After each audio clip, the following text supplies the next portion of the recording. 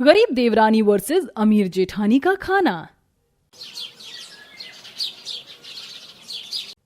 आओ बहू, अंदर आओ, तुम दोनों का इस घर में स्वागत है। देवयानी अपनी दोनों बहू का बहुत अच्छे से गृह प्रवेश करती है। दोनों घर में आने के बाद सोफा सेट पर बैठ जाती हैं। चलो अपना घूंघट हटा लो, अब यहाँ बस घर घर के ही लोग हैं, सभी मेहमान चले गए हैं। देवयानी जैसे ही उन्हें घूंघट हटाने के लिए बोलती है तो वो दोनों अपना घूंघट हटाकर आराम से बैठ जाती हैं। तभी देवयानी और पूरा परिवार देखता है कि उनमें से बड़ी बहू ने सोने के बहुत सारे गहने और बहुत महंगा लहंगा पहना होता है, तो दूसरी ने सस्ता लहंगा और कोई भी खास ज्वेलरी नहीं पहनी होती, और जो पहनी होती है वो भी आर्टिफिशियल होती है। अरे वाह, मेरी बड़ी बहू तो बहुत अमीर है। मुझे तो पता ही नहीं था कि मेरी बड़ी बहू इतनी अमीर है। कितने सारे गहने लाद कर आई है ये। हमारी तो चांदी ही चांदी हो गई। चलो अच्छा है, अब हमारे घर में अमीर भाभी आ गई हैं। मुझे कोई भी चीज की जरूरत होगी तो उनसे मांग लूंगी। अब मेरे पास पैसों की कमी भी नहीं रहेगी। आखिर सब लोग मुझे ही इस तरह क्यों घूर घूर कर देख रहे हैं। निशा अपने मन में ऐसा सोच रही थी कि तभी देवयानी कहती है, अरे बड़ी बहू, तुम थक गई होगी। चलो मैं तुम्हें तुम्हारे कमरे में लेकर चलती हूँ, वहां चलकर आराम कर लेना, तुम्हें कोई डिस्टर्ब नहीं करेगा। देवयानी अपनी बड़ी बहू को उसके कमरे में ले जाती है, जहां वह उससे कहती है, बहू, तुम्हारे सारे गहने बहुत ज्यादा कीमती लग रहे हैं, इन्हें उतार कर मुझे दे दो। मैं अपनी अलमारी में ताला लगाकर रख दूंगी, चोरी नहीं होगी। शादी का घर है, पता नहीं कब किसकी नीयत खराब हो जाए। हाँ माँ जी, आप सही कह रही हो। ये लो सारे गहने आप अपने कमरे में अलमारी के अंदर अच्छे से रख देना। निशा ऐसा कहकर देवयानी को अपने सारे सोने के गहने दे देती है, जो बहुत भारी भारी थे। उसके बाद वह अपने कपड़े बदलकर आराम करती है और इधर सलोनी वहीं पर बैठी होती है। अरे तुम यहाँ क्यों बैठी हो? जाओ, तुम भी चली जाओ अपने कमरे में। तारा, अपनी भाभी को उसका कमरा दिखा दो। तारा सलोनी को अपने साथ उसका कमरा दिखाने के लिए लेकर जाती है, जहां बड़ी बहू का कमरा इतना चटक मटक और सुंदर था, तो वहीं छोटी बहू का कमरा बहुत सिंपल सा था। उसमें एक सिंपल पलंग था और कुछ भी नहीं। भाभी आप आराम करो, कुछ देर में आपकी पहली रसोई की रस्म होगी। ठीक है नंद जी। सलोनी भी अपने कमरे में अपने कपड़े बदलकर थोड़ी देर आराम कर लेती है। शाम को दोनों बहू रसोई में पहुंच जाती हैं और वहां एक दूसरे से बात करते हुए खाना बनाना शुरू करती हैं। मुझे ज्यादा कुछ खास बनाना आता तो नहीं है, लेकिन थोड़ा बहुत आता है। वैसे तुम क्या बना रही हो सभी के लिए? दाल मखनी, चावल, मिक्स वेजिटेबल, सब्जी, पूड़ियाँ, रायता, ये सब बना रही हूँ। अरे वाह, तुम्हें तो इतना कुछ आता है। आज तो पक्का सब लोग तुम्हारे हाथ के खाने की ही तारीफ करने वाले हैं। नहीं जेठानी जी, ऐसा नहीं है, आप भी खाना अच्छा ही बनाओगी। चलो खाना बना लेते हैं, नहीं तो हम लोग लेट हो जाएंगे और घर के सभी लोग भूख से चिल्लाने लगेंगे।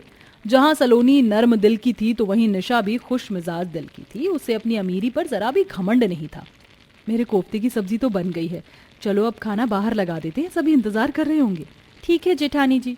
जहां सलोनी ने इतने सारे पकवान बनाए थे तो वहीं निशा ने बस एक कोफ्ते की सब्जी बनाई थी और साथ में लच्छा पराठा। कोफ्ते की सब्जी में पानी अलग और सब्जी अलग ही दिखाई दे रही थी, तो वहीं लच्छे पराठे पूरी तरह कच्चे थे। जब खाने की टेबल पर घर के सभी सदस्य अमीर बहू के हाथों का खाना देखते हैं तो अपने मन में सोचते हैं, अरे ये क्या, कैसे कच्चा खाना बनाया है निशा ने, इसे कौन ही खा पाएगा। पता ही था अमीर बहू ऐसे ही कुछ करके लेकर आएगी, लेकिन अब कर भी क्या सकते हैं। ये सब खाना तो पड़ेगा ही, नहीं तो अमीर बहू को बुरा लग जाएगा और वो अपने मायके चली जाएगी। इन अमीर लोगों को कोई काम ठीक से करना क्यों नहीं आता? इतना बकवास खाना बनाया है, देखने में ही अच्छा नहीं लग रहा है, तो खाने में क्या ही अच्छा लगेगा। चलो चलो खाना खाओ। खाना क्यों नहीं खा रहे आप सभी लोग? निशा के कहने पर घर के सभी लोग खाना खाना शुरू करते हैं। इधर निशा को लगता है कि घर के सभी सदस्य उसकी देवरानी की तारीफ करेंगे, लेकिन यहाँ उल्टा हो जाता है। बहुत स्वादिष्ट खाना बनाया है, बहुत स्वादिष्ट है। ये कोफ्ते की सब्जी और ये लच्छा पराठा, आहा हा हा। क्या बात है बहू, तुम्हारे हाथों में तो जादू है। अमीर होने के बावजूद भी तुम अच्छा खाना बना लेती हो। छोटी बहू, तुम्हें अपनी जेठानी से खाना सीखने की जरूरत है। सही कहा माँ आपने, बड़ी भाभी के हाथों का खाना तो सच में बहुत स्वादिष्ट है। इस तरह जब निशा घर के सभी लोगों से अपने लिए तारीफ सुनती है तो वो बहुत खुश होती है।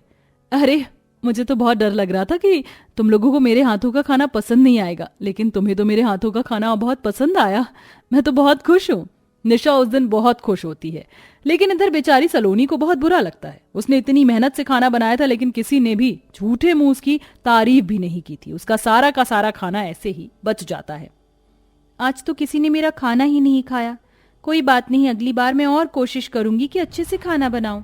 सलोनी उदास तो होती थी, लेकिन अपने आप को वो खुद ही हौसला देती है। अगले दिन फिर से जब दोनों बहू मिलकर खाना बनाती हैं तो पहली रसोई की तरह इस बार भी सब लोग निशा के हाथों के खाने की ही तारीफ करते हैं, जिसके चलते सलोनी के हाथों का सारा खाना ऐसे ही बच जाता है।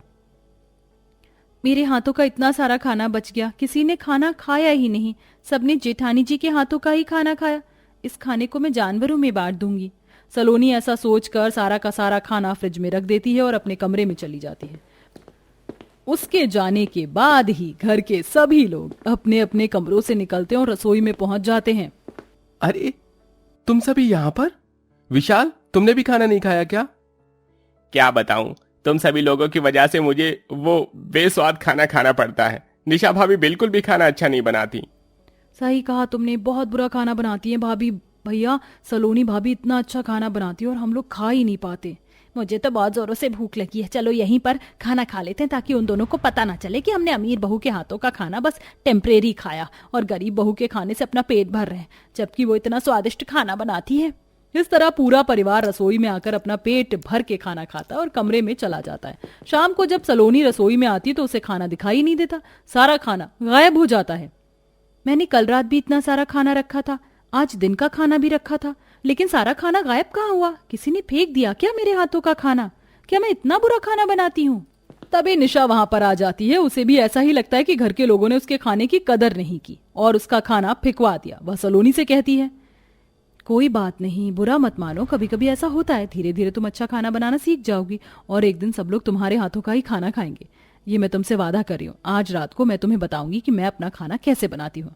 सलोनी का मन बहुत उदास हो जाता है। उसे नहीं पता था कि उसके गरीब होने की वजह से घर के लोग उसके खाने की तारीफ नहीं कर रहे, बल्कि अमीर जेठानी के अमीर होने की वजह से उसके खाने की जबरदस्ती तारीफ कर रहे हैं। ऐसे ही रात को जब निशा खाना बना रही होती है तो खाना कई बार कच्चा पक्का हो जाता है, जिसे देखकर सलोनी निशा को समझाती है।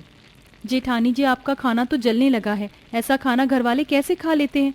मैं आपके खाने की बुराई नहीं कर रही हूँ, लेकिन कई बार आपका खाना कच्चा पक्का होता है।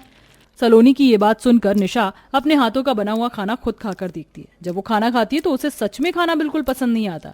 इसी के चलते वो सब समझ जाती है।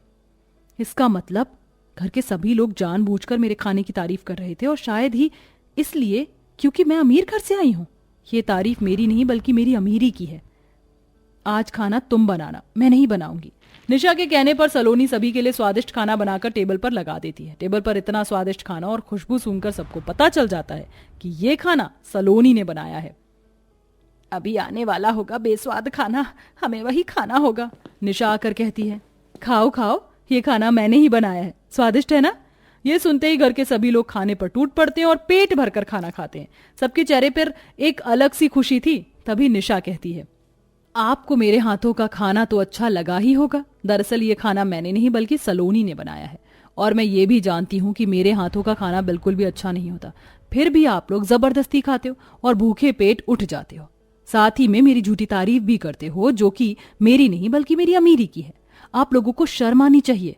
अरे, आप लोगों को मेरी अमीरी से इतना प्यार था कि आपने एक बार भी सलोनी के बारे में नहीं सोचा। ये सब सुनते ही घर के सभी सदस्यों के चेहरे लटक जाते हैं। सभी को अपनी गलती का एहसास होता है। सही कहा बहू तुमने, हमने अभी तक सिर्फ तुम्हारी अमीरी की तारीफ करी थी।